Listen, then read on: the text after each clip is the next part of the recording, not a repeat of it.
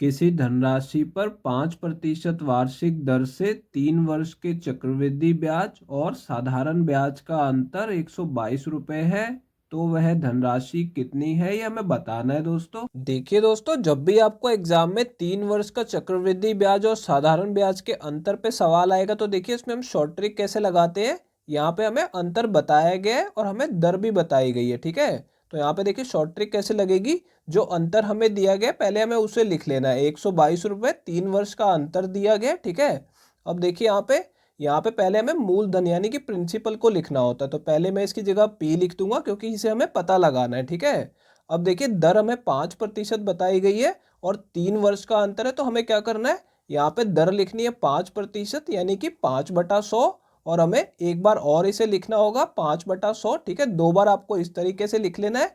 अब तीसरी बार आपको क्या करना है, इस 5 के अंदर 300 को जमा कर लेना है। तो 300 जमा 5 कितना हो जाएगा, 305 हो जाएगा, ठीक है। तो तीसरी बार आपको 305% लिखना है। तो यह हमारी 3 वर्ष की चक्रवृद्धि ब्याज और साधारण ब्याज का अंतर निकालने की ट्रिक है। अब दोस्तों हम इसे काट के सॉल्व करेंगे और पी की वैल्यू निकाल लेंगे। तो देखिए यहाँ पे 5 से मैं इसे काटूंगा नीचे 100 को, तो ये 20 पे कट जाएगा, ठीक है। इसी तरीके से 5 से इसे काट देंगे तो ये भी 20 पे कट जाएगा। और इन दोनों को 5 से काटेंगे तो नीचे काटेंगे तो 20 पे कटेगा। और इसे 5 से काटेंगे तो देखिए पहले ऊपर 6 आ जाएगा, ठीक है, और फिर 1 पे कट जाएगा। अब यहाँ पे नीचे वाली वैल्यू को गुणा कर लेना है। उससे पहले हम क्या करेंगे, 61 से इस तरफ वाली वैल्यू को काट देंगे, ठीक है। तो 61 से मैं इसे काटूंगा तो ये 2 पे कटेगा। और देखिए इन तीनों को मैं गुणा करूंगा तो कितना आ जाएगा, 8000 आ जाएगा। और 8000 को ऊपर ले जाके 2 से गुणा कर देंगे। तो 2 से गुणा करेंगे तो कितना हो जाएगा, 16,000 रुपये हो जाएगा, ठीक है। यानी कि पी की वैल्यू हमारी कितनी आ जाएगी, 16,000 रुपये आ जाएगी। तो यानी कि वो धनराशि कितनी थी, 16,000 रुपये थी। तो दोस्तों ये हमारा इस सवाल का आंसर आ गया है। ये चौथा ऑप्शन करेक्ट है। आइए दोस्तों ये अगला सवाल देखते हैं। किसी धनराशि पर एक निश्चित ब्याज दर से 2 वर्षों का साधारण ब्याज और चक्रवृद्धि ब्याज क्रमशः 1500 रुपये और 1590 रुपये है। तो वह धनराशि ज्ञात करो। देखिए दोस्तों इस सवाल में हमें साधारण ब्याज 1500 रुपये और चक्रवृद्धि ब्याज 1590 रुपये बताया गया, ठीक है। अगर मैं इन दोनों का अंतर निकाल लूंगा तो 90 रुपये आ गया। यानी कि 2 वर्षों का अंतर 90 रुपये है, ठीक है। लेकिन अगर हमें धनराशि पता लगानी है तो उसके लिए यहाँ पे हमें दर पता होनी चाहिए, लेकिन दर इस सवाल में दी नहीं गई है। तो देखिए यहाँ पे दर कैसे निकालते हैं ऐसे सवालों में। तो यहाँ पे मैं आपको निकाल के दिखा देता हूँ। देखिए यहाँ पे दर निकालने के लिए पहले हमें अंतर लिखना होगा। यहाँ पे देखिए इन दोनों का अंतर कितना है, 90 रुपये है, ठीक है। तो दोनों के अंतर को ऊपर लिख देंगे। अब यहाँ पे 1 वर्ष का हमें साधारण ब्याज पता लगाना होगा। यहाँ पे देखिए 2 वर्ष का साधारण ब्याज कितना है, 1500 रुपये। तो 1 वर्ष का कितना हो गया, 750 रुपये हो गया, ठीक है। तो यहाँ पे 1 वर्ष का जो साधारण ब्याज है उससे इसे भाग कर देंगे। और यहाँ पे 100 से गुणा भी करना होगा प्रतिशत में बदलने के लिए, ठीक है। तो यहाँ पे हमें दर का प्रतिशत पता लग जाएगा। अब देखिए दोस्तों यहाँ पे 0 से 0 काट देंगे और इन दोनों को 5 से काट लेंगे। तो इसे 5 से काटेंगे तो 2 पे कटेगा और इसे 5 से काटेंगे तो ये 15 पे कट जाएगा, ठीक है। अब देखिए 15 से मैं 90 को काटूंगा तो 6 पे कट जाएगा। और 6 दूनी कितना आ जाएगा, 12 आ जाएगा। यानी ब्याज की दर कितनी है, 12% है। तो पहले हमने इतना निकाल लिया। अब देखिए 2 वर्षों का अंतर हमें पता है। तो यहाँ पे देखिए 2 वर्षों का अंतर है तो इसका फॉर्मूला देखिए यहाँ पे मैं लिख के बता देता हूँ। ये अंतर के लिए मैं डी लिख रहा हूँ, डिफरेंस, ठीक है। और यहाँ पे मूलधन के लिए पी लिखूंगा और ब्याज की दर के लिए आर लिख दूंगा, ठीक है। और नीचे इसे 100 से भाग कर लेंगे और इसका स्क्वायर कर लेंगे, ठीक है। तो ये हमारी ट्रिक होती है जो 2 वर्ष का अंतर निकालने के लिए हम यूज करते हैं।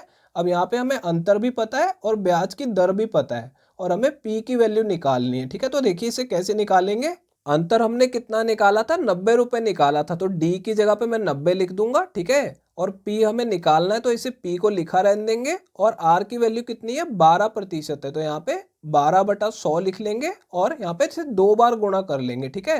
क्योंकि यहाँ पे इसका स्क्वायर है तो इसे हम 2 बार गुणा कर लेंगे। अब देखिए दोस्तों यहाँ पे इन दोनों को हम काट लेंगे। यहाँ पे इन दोनों को 4 से काटेंगे तो ऊपर 3 आ जाएगा और इसे 4 से काटेंगे तो नीचे 25 आ जाएगा, ठीक है। इस तरीके इस तरफ भी 3 और नीचे 25 आ जाएगा, ठीक है। अब देखिए अगर मैं इन दोनों को गुणा करूंगा तो 3 तिया 9 हो जाएगा। तो इसलिए मैं सीधा 9 से 90 को काट दूंगा। तो यहाँ पे 90 को काटूंगा तो ये 10 पे कट जाएगा, ठीक है। अब देखिए पी की वैल्यू कितनी आ जाएगी, इन दोनों को गुणा करेंगे तो 625 और 625 को 10 से गुणा करेंगे तो कितना आ जाएगा, 6,250 रुपये आ जाएगा। ठीक है, यानी कि पी की वैल्यू कितनी आ गई, 6,250 रुपये। तो दोस्तों ये हमारा इस सवाल का आंसर आ गया है, ये दूसरा ऑप्शन करेक्ट है। आइए दोस्तों ये तीसरा सवाल देखते हैं। 25,000 रुपये की धनराशि पर 8% वार्षिक दर से 3 वर्ष के चक्रवृद्धि ब्याज और साधारण ब्याज का अंतर कितना होगा, ये हमें बताना है दोस्तों। देखिए दोस्तों, इस सवाल में हमसे क्या पूछा जा रहा है कि 3 वर्ष के चक्रवृद्धि ब्याज और साधारण ब्याज का अंतर हमें बताना है। यहाँ पे हमें मूलधन दिया गया है और यहाँ पे ब्याज की दर बताई गई है। ठीक है, तो यहाँ पे देखिए 3 वर्ष की ट्रिक कैसे लगाएंगे। यहाँ पे जो अंतर हमें निकालना है उसे हम डी लिख लेंगे, यानी कि डिफरेंस लिख लेंगे। अब ये किसके बराबर होता है, मूलधन, यानी कि 25,000 रुपये पहले यहाँ पे मूलधन की वैल्यू डाल देंगे। ठीक है, और फिर यहाँ पे देखिए दर हमें 8% बताई गई है। तो जैसा हमने पिछले सवाल में देखा था, यहाँ पे पहले सवाल में, तो यहाँ पे पहले क्या करेंगे, दर को लिखेंगे, यानी कि 8% यानी 8/100। ठीक है, और फिर 8/100 को दोबारा लिखेंगे।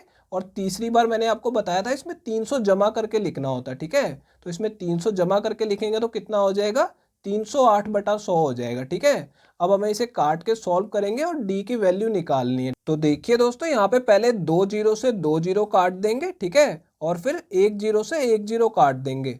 अब इन दोनों को 5 से काट लेंगे। तो देखिए इसे 5 से काटूंगा तो ये 5 पे कट जाएगा, और इसे 5 से काटूंगा तो 2 पे कट जाएगा। ठीक है, अब ये जो बचा हुआ 5 है, इससे 100 को काटेंगे तो ये 20 पे कट जाएगा। ठीक है, अब देखिए इन दोनों को मैं गुणा करूंगा तो कितना आ जाएगा, 40 आ जाएगा। तो इसको मैंने ऐसे क्यों लिखा, ताकि मैं इसे सीधा 8 से काट सकूं। तो यहाँ पे 8 से इसे काटूंगा तो ये 5 पे कट जाएगा। ठीक है, यानी कि नीचे 5 बचा है केवल। ठीक है, अब देखिए इन दोनों को ऊपर वालों को गुणा कर लेंगे तो कितना आएगा, यहाँ पे 8 अट्ठे 64 हो जाएगा। तो पहले 64 लिख लेंगे, क्योंकि बीच में जीरो है इसलिए मैंने पूरा लिख दिया है।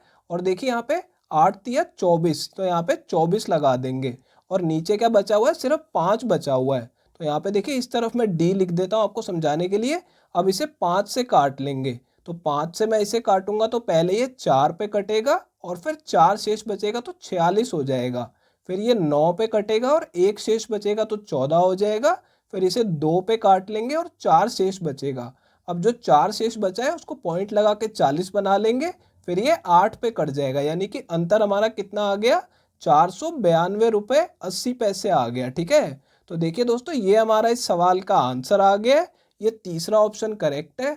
दोस्तों अगर ये वीडियो आपको पसंद आई हो तो इसे लाइक कर दीजिए, और दोस्तों अगर आप लोग चैनल पे नए हैं तो चैनल को सब्सक्राइब जरूर कर लीजिएगा, और दोस्तों नोटिफिकेशन बेल को दबाना बिल्कुल मत भूलिएगा।